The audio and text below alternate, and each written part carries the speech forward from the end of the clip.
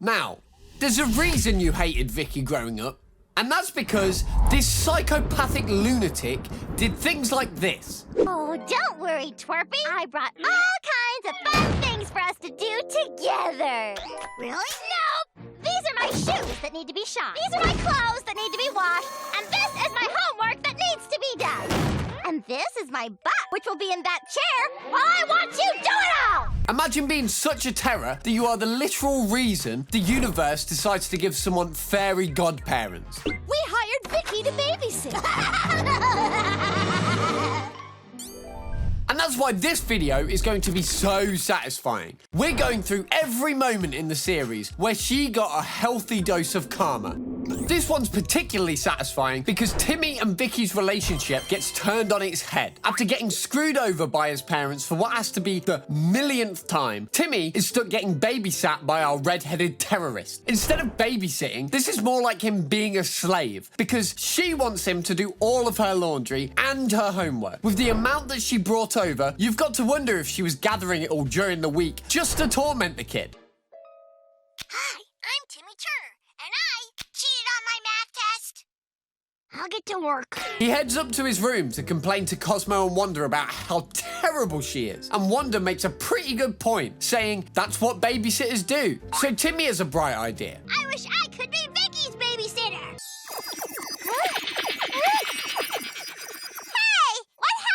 If babysitters can do whatever they want to kids without any consequences, then why can't Timmy do the same? The wish turns the tables, making Vicky the younger one under Timmy's control. And oh boy, does Timmy take advantage of this. He does everything he can to get revenge on her, forcing her to mow the lawn with a plunger. However the hell that's supposed to work.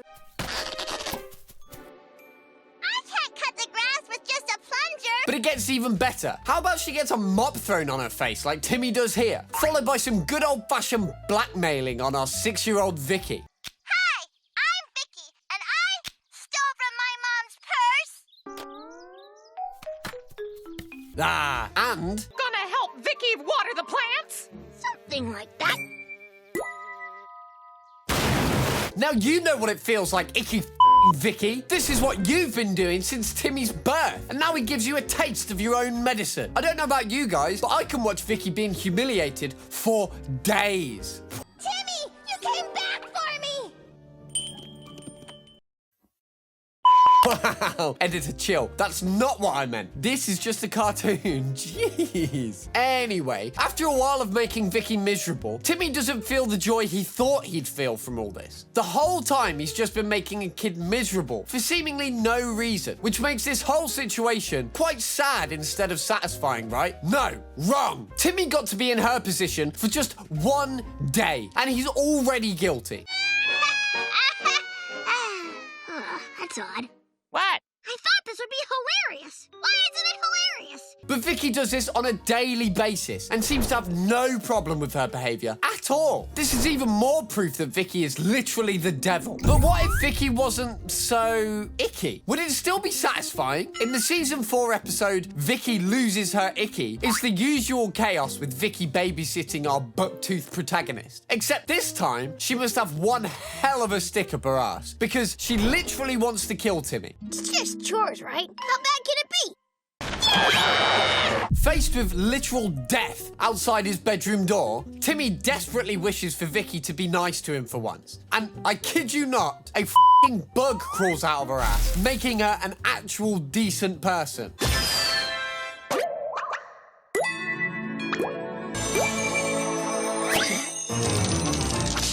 That poor bug. Honestly, getting stuck in the ass of this Okay, quick poll time, guys. Who had it worse? Vicky with a bug up her ass, or that poor bug being trapped in Vicky? Let me know in the comments below. So, back to the episode, where this bug goes on to cause literal mayhem and terror to the rest of the world. But in the meantime, Vicky is now the sweetest angel on earth. A little too sweet, if you ask me. It's uncanny. Either way, she's no longer trying to murder a 10-year-old and goes out of her way to make the world a better place. But when the bug tries to latch onto the president, Vicky's niceness is way too strong to keep her from saving someone's life. So she dives in to take one for the team, letting the bug crawl back up there and turning her back into her usual horrible self.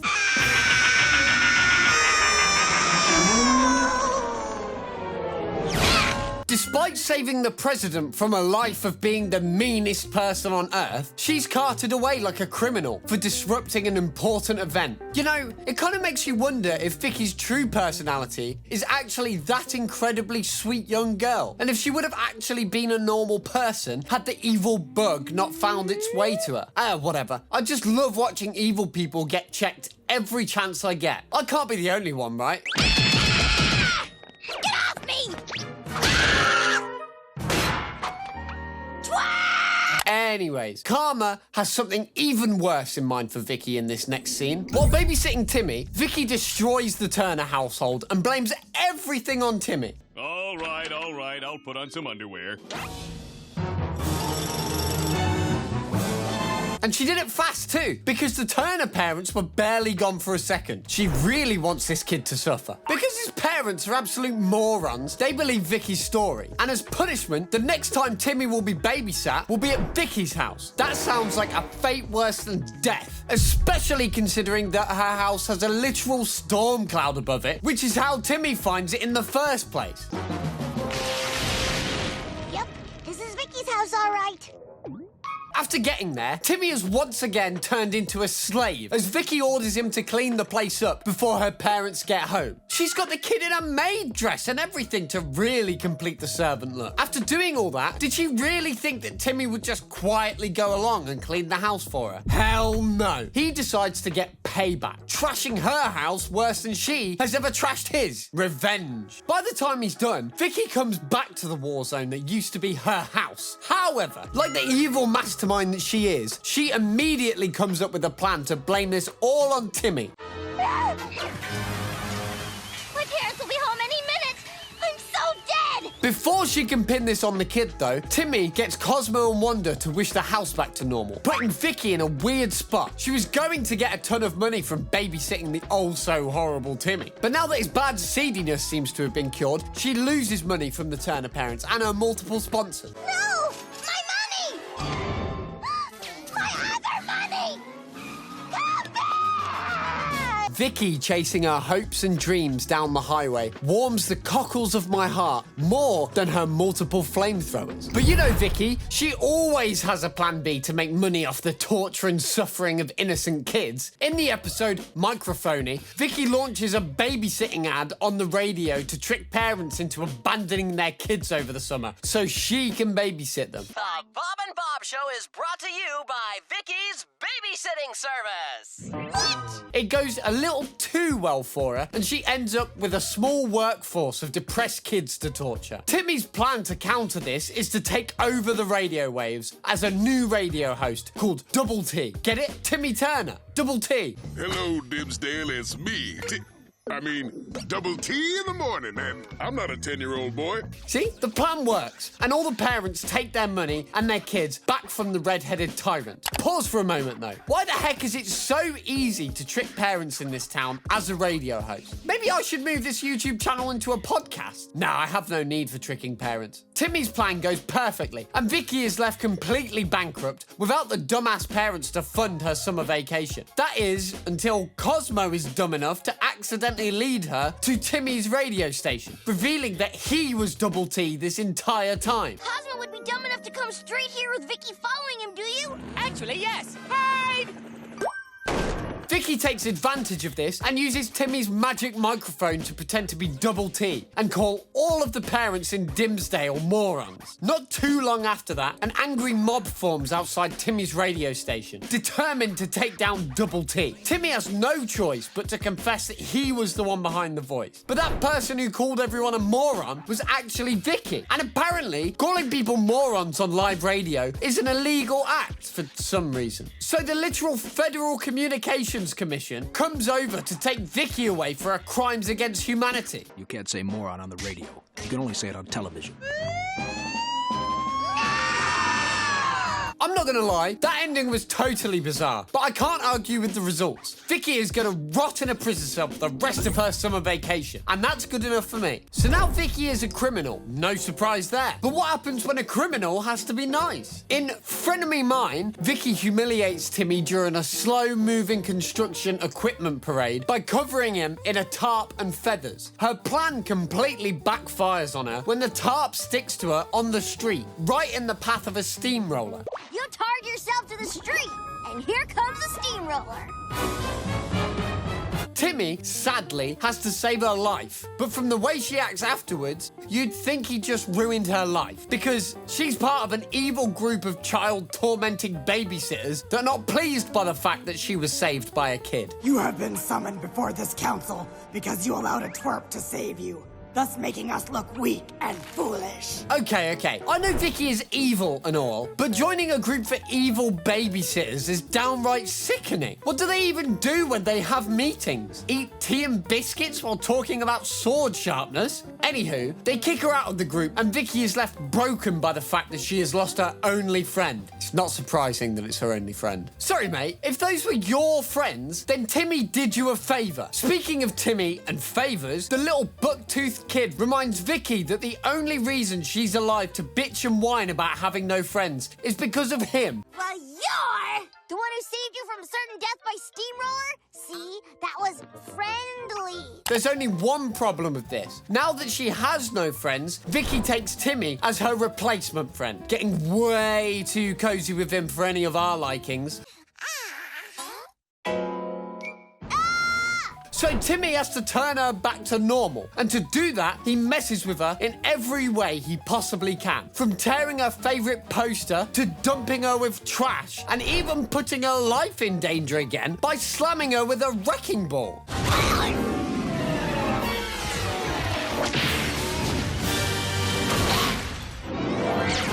After repeated suffering at the hands of the 10-year-old, Vicky is back to being angry and icky, and she loses her mind in rage. It was short-lived, but it was pretty nice seeing Timmy getting back at Vicky for all the shit she pulls, and you just know he enjoyed every second of it. Although, I know for sure that Timmy didn't enjoy this next trip. In an effort to make his homework more exciting, Cosmo and Wanda make Timmy a shrinking suit so he can talk to microorganisms, and use that to finish his science project. At the same time, Vicky is tasked with protecting a super expensive vase by the Turner parents. Take good care of our fancy new vase while we're gone.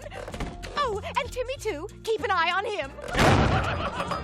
To avoid the usual mayhem from having his fairy godparents involved in his science assignment, Timmy wishes for them to go and have some fun while he gets work done. You'd think that sending them off to do their own thing would get them out of trouble, but it's quite the opposite. While playing in a bag of cheese snacks, the two of them get eaten by the gluttonous monster that is Vicky. And not get eaten. That's oddly specific. They end up in her stomach, where the germs are giving a tour of the inside of Vicky's body. Ugh. That's a sentence I do not want to say any more than necessary. Anyways, some of the germs on the boat decide to show off their disease-spreading abilities by giving Vicky a stomach flu. One that's so bad that she dashes to the toilet in a panic, breaking the super expensive vase on the way. And when something goes horribly wrong, why would she ever take responsibility when she can just blame Timmy? And why stop it breaking the vase when you could just wreck the entire house? I broke the really expensive vase. I mean, clumsy Timmy broke the really expensive vase. How can someone possibly be so damn evil? Why did she even get out of jail when she's just gonna do stuff like this? Timmy comes back from his science adventure and realizes what's going on. So he heads inside her body to save his parents. While in there, he gets sidetracked and ends up in Vicky's brain. I didn't know she had one. And he takes the opportunity to mess with her as much as he can. He causes her to break down, cry and sneeze, and act weird. And by the end of it all, she gives people free money and cleans up the mess that she made. Timmy's parents will be home any minute. Quick, everybody, get out! I have to clean. And here, money for everyone. It took Timmy literally changing the way her brain worked to get her to take responsibility. But hey, you take what you can get, right? As if Vicky can take responsibility for anything. This girl's so greedy, she makes the devil blush. Speaking of greed, in the episode Miss Dimmsdale, when Timmy goes to get an autograph from Adam West, the TV actor that played Catman, he finds Vicky also there to help him take care of chores. For free? Hi, Mr. West. I waxed your Catmobile, swept the cat cage, changed your cat litter, and washed your cats for free. Of course, that rings alarm bells for the kid, because there's no way the woman with a literal stone heart would do anything for free, unless it benefited her in some way. He tails her and finds her threatening the mayor with some embarrassing photos from his younger years. You'll get my vote as long as you earn it fair and square. I admire your honesty, just as I'm sure everyone else will admire these photos of you from the 1970s. It turns out that the mayor and Adam West are both judges in the annual Miss Dimmsdale beauty pageant. The prize for winning is $10,000 and being the mayor for a day. Now it makes sense, and Timmy rightfully decides that he has to do something to stop her. Vicky cannot get that much power, even for a day. Oh, come on! What's the worst thing that could happen if Vicky was mayor for just one day?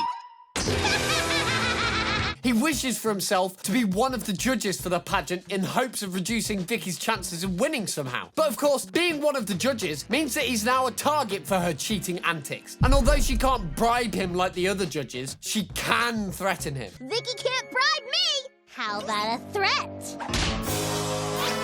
With the judges under her palm, Vicky's terror changes to focus on the other contestants, and she tries to get rid of them all, making her the winner by default. Although, I wouldn't call this getting rid of them. Attempted murder is more accurate. At the very least, it's assault.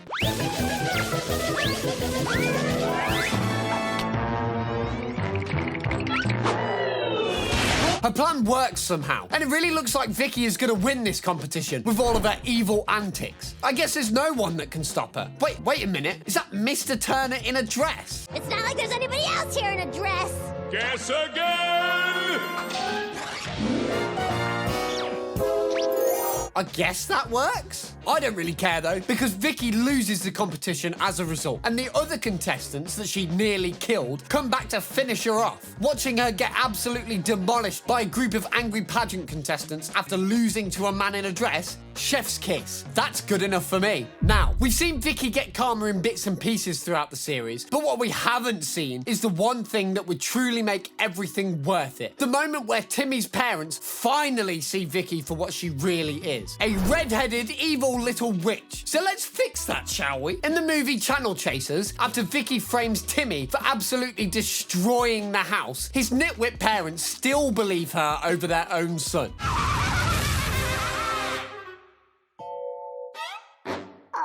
This isn't what it looks like? Timmy's as fed up with this bullshit as I am, so he runs away into the TV universe with a magic remote. The only problem with his grand plan is he already had a magic remote earlier in the movie, which his parents took away and gave to Vicky. And once she figures out how it works, she decides to use it and try and take over the world, because of course that's what she wants to do. Get to the biographical channel and change history so that I can take over the world! While Timmy's jumping through channels, someone finally decides to help him out. Tootie, dressed up as Deep Toot in a grey coat and fedora, hands Timmy's parents photo proof of all of Vicky's crimes. Every single act of vandalism, every lie, every moment of torture, all documented as clear as day. Vicky is terrible.